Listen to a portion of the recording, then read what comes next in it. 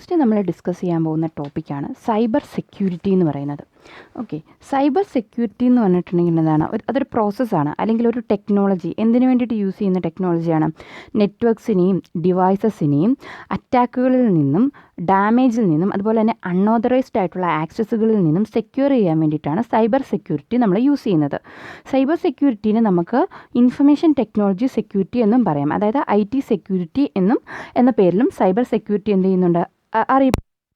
Cyber security important ആണ്. കാരണം എന്താണെന്ന് വെച്ചിട്ടുണ്ടെങ്കിൽ ഗവൺമെൻറ്, അതുപോലെ തന്നെ മിലിറ്ററി, കോർപ്പറേറ്റുകൾ, ഫിനാൻസുകൾ, അതുപോലെ തന്നെ മെഡിക്കൽ ഓർഗനൈസേഷൻസ്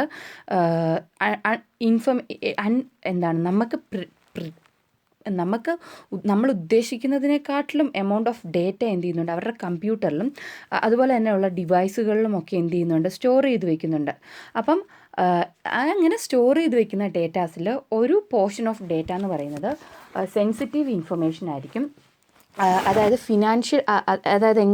സെൻസിറ്റീവ് ഇൻഫർമേഷൻ കൊണ്ട് മീൻ ചെയ്യുന്നത് ഒന്നെങ്കിൽ അത് ഫിനാൻഷ്യൽ ഡേറ്റ ആയിരിക്കും, അല്ലെങ്കിൽ പേഴ്സണൽ ഇൻഫർമേഷൻ ആയിരിക്കും, അല്ലെങ്കിൽ ഒരു അൺഓതറൈസ്ഡ് ആക്സസ് വരാൻ പാടില്ലാത്ത, വേറൊരാൾ അറിയാൻ പാടില്ലാത്ത ടൈപ്പിലുള്ള ഇൻഫർമേഷൻസ് ആയിരിക്കും. അപ്പം ഇങ്ങനെയുള്ള ഡേറ്റാസിൽ ഒരു അൺഓതറൈസ്ഡ് ആക്സസ് വന്നിട്ടുണ്ടെങ്കിൽ അതിന് ഒരുപാട് നെഗറ്റീവ് കോൺസിക്വൻസസ് ഉണ്ട്.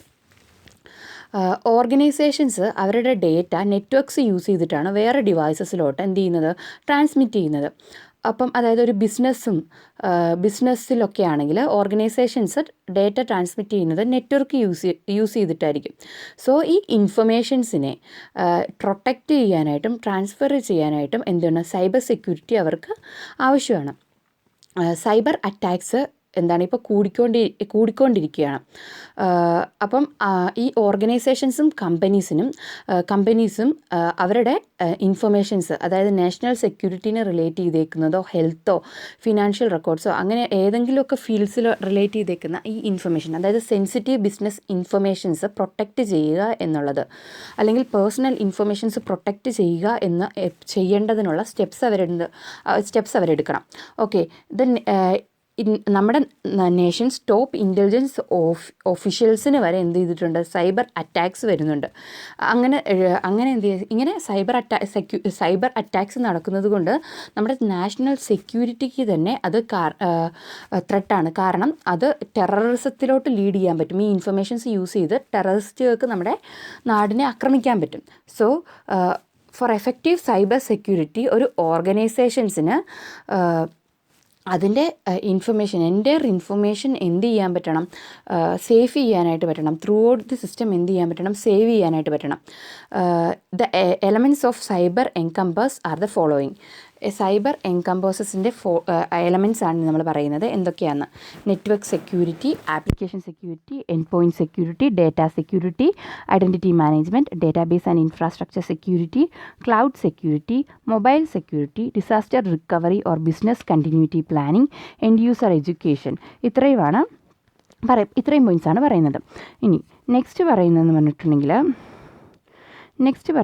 നെക്സ്റ്റ് നമ്മൾ പറയുകയാണ് സൈബർ സെക്യൂരിറ്റിയിലെ മോസ്റ്റ് ഡിഫിക്കൾട്ട് ചാലഞ്ച് എന്ന് പറയുന്നത് എന്താണെന്ന് വെച്ചിട്ടുണ്ടെങ്കിൽ സെക്യൂരിറ്റി റിസ്കുകൾ ഇവോൾവ് ചെയ്തുകൊണ്ടിരിക്കുകയാണ്. കാരണം അതിന് മാറ്റങ്ങൾ സംഭവിച്ചുകൊണ്ടിരിക്കുകയാണ്. ഇപ്പം ഓർഗനൈസേഷൻസും ഗവൺമെൻറ്റ്സും ആദ്യമൊക്കെ ഓർഗനൈസേഷൻസും അതുപോലെ ഗവൺമെൻറ്റൽ ഏജൻസീസും ഒക്കെ ആദ്യം അവരുടെ സെക്യൂരിറ്റി ഏറ്റവും ക്രൂഷ്യൽ സിസ്റ്റം ഏത് ക്രൂഷ്യൽ കമ്പോണൻറ്റിനാണോ കൂടുതൽ സെക്യൂരിറ്റി വേണ്ടത് അതിന് മാത്രമായിട്ടായിരുന്നു സെക്യൂരിറ്റി പ്രൊവൈഡ് ചെയ്തുകൊണ്ടിരുന്നത്. പക്ഷേങ്കിൽ അത് ത്രെഡുകളെ ഡിഫെൻഡ് ചെയ്യാനായിട്ട് ആ ഒരു ക്രൂഷ്യൽ കമ്പോണൻറ്റിന് മാത്രമായിരുന്നു അവർ സെക്യൂരിറ്റി പ്രൊവൈഡ് ചെയ്തിട്ടുണ്ടെന്ന്. പക്ഷേ ഇപ്പം ആ അപ്രോച്ച് ഇൻസഫിഷ്യൻ്റ് ആണ്. കാരണം എന്ന് പറഞ്ഞിട്ടുണ്ടെങ്കിൽ ത്രെഡ്സ് അഡ്വാൻസ്ഡ് ആയി. അതുപോലെ തന്നെ ഒരു ഓർഗനൈസേഷൻ വിചാരിക്കുന്നതിനെക്കാട്ടിലും കൂടുതൽ ചേഞ്ച് എന്ത് ചെയ്യാൻ പറ്റും, ഈ ത്രെഡ്സിന് ആ ഇൻസ്റ്റിറ്റ്യൂഷനിൽ വരുത്താനായിട്ട് പറ്റും.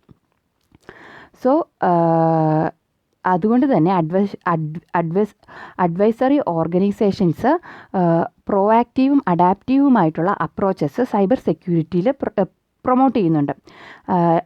അതായത് national institute of standards and technology NIST ഈ റിസ്ക് അസസ്മെൻറ്റിന് വേണ്ടിയിട്ടുള്ള ഗൈഡ് ലൈൻസ് ഇൻക്ലൂഡ് ചെയ്യുന്ന ഒരു ഫ്രെയിംവർക്ക് തന്നെ ഇറക്കിയിട്ടുണ്ട്. എന്തിനു വേണ്ടിയിട്ട്?